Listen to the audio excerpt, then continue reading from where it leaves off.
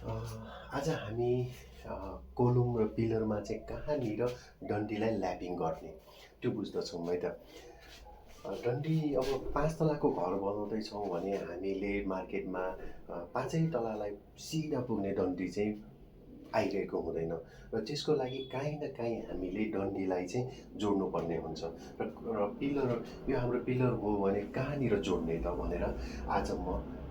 यहाँ प्रस्तुत गर्न गइरहेको छु। यो माथिको भाग भयो, यो माथिको भाग चाहिँ हाम्रो स्ल्याब भयो, यो तलको यो स्ल्याब भयो र बाँकी बिचको भाग चाहिँ हाम्रो पिलर भयो होइन। अब पिलरलाई चाहिँ मैले एल भनेर पिलरको हाइटलाई चाहिँ एल भनेर डिफाइन गरेको छु र यो L/4 तलको स्ल्याबबाट माथिसम्म तलको स्ल्याबबाट यो बिचसम्म चाहिँ मैले L/4 भनेर डिभाइड L/4 भनेर मैले राखेको छु र जुनमा चाहिँ ए जोन भयो र सिम्पल माथिबाट पनि बिमको मुनिबाट है बिमको मुनिबाट पिलरको भागको बिमको मुनिबाटलाई पनि मैले L/4 को लेन्थ लिएको छु र यसलाई पनि ए जोन भनेर नामाकरण गरेको छु र यो पिलरको बाँकी र यो बिचको भाग यो बी होइन L/4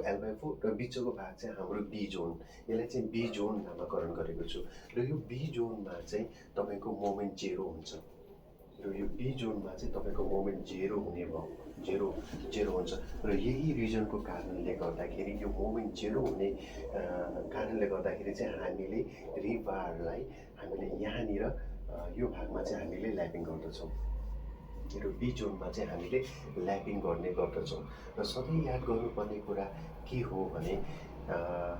कोलुङको हाइट डिटरमाइन गर्दाखेरि यो मुनिको स्ल्याबको बटमदेखि यो बिमको बटम है माथिको स्ल्याबको बिमको बटमसम्म हामीले एल लिने गर्दछौँ होइन। अब र यो बी जोनमा चाहिँ सधैँ ल्यापिङ गऱ्यो भने हाम्रो घरको पिलर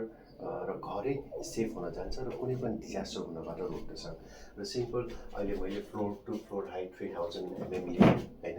बिम डेप्थ मैले 450 लिएँ यो बिम डेप्थ है। अब length of column as per IS कोडमा चाहिँ अब यो लेन्थ चाहिँ कति त पिलरको लोड लेन्थ चाहिँ कति त भन्दाखेरि यो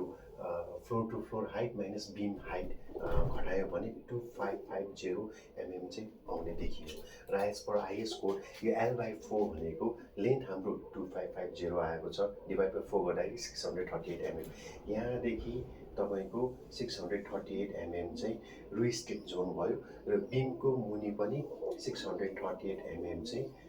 रिस्ट्रिक्ट जोन हुने भयो है।